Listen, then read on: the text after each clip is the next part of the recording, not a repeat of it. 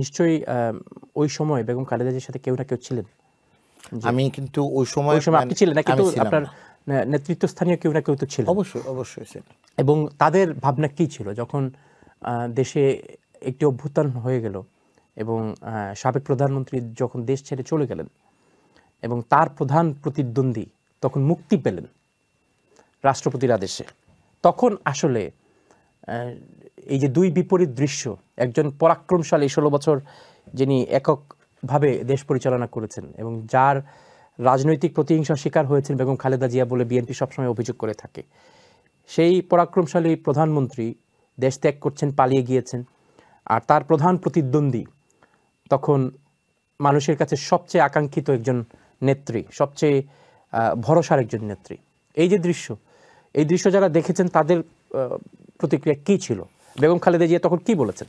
আচ্ছা, আমি যে জিনিসটা আপনাকে মানে আপনি বলতেছেন বিএনপি বলে, মানে আসলে কিন্তু বিএনপি বলে না, সারা বাংলাদেশের জনগণ মনে করে জনাব তারেক রহমান এবং দেশনেত্রী বেগম খালেদা জিয়া যে নির্যাতন, যে স্বৈরাচারী সরকার যে ওনাদের উপরে অমানবিক নির্যাতন ওনারা করেছেন, এটা সবার কাছে কিন্তু স্টাবলিশড, আপনার কাছে পার্সোনালি স্টাবলিশড, এবং আমাদের দর্শকদের কাছেও এই জিনিসটা স্টাবলিশ। বিশেষ করে আমাদের কমিউনিটি লন্ডনের যারা বাংলাদেশি আছেন, ওনারা হিউম্যান রাইটস ভ্যালুসগুলি কিন্তু ওনারা লালন করেন, এবং এই ভ্যালুসগুলির আলোকে যদি আমরা বাংলাদেশের দিকে তাকিয়ে থাকি, রাজনীতির গণতন্ত্র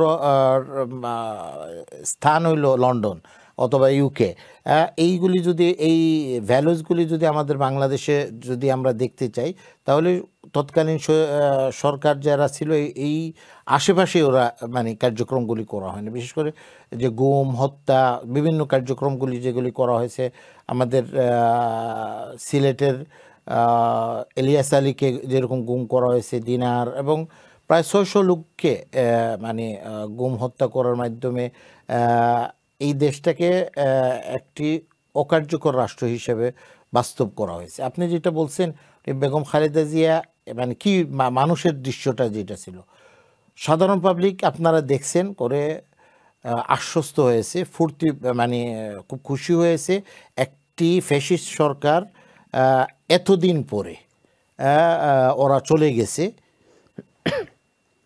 এবং মানুষ মনে করছে আমরা মুক্তি হয়েছি এবং স্বাধীনভাবে আমরা কথা বলতে পারতেছি, আমরা আমাদের অধিকারটাকে ফিরে পাবো, এবং স্বপ্ন দেখা শুরু করছে নতুন বাংলাদেশ আমরা গড়ার জন্য।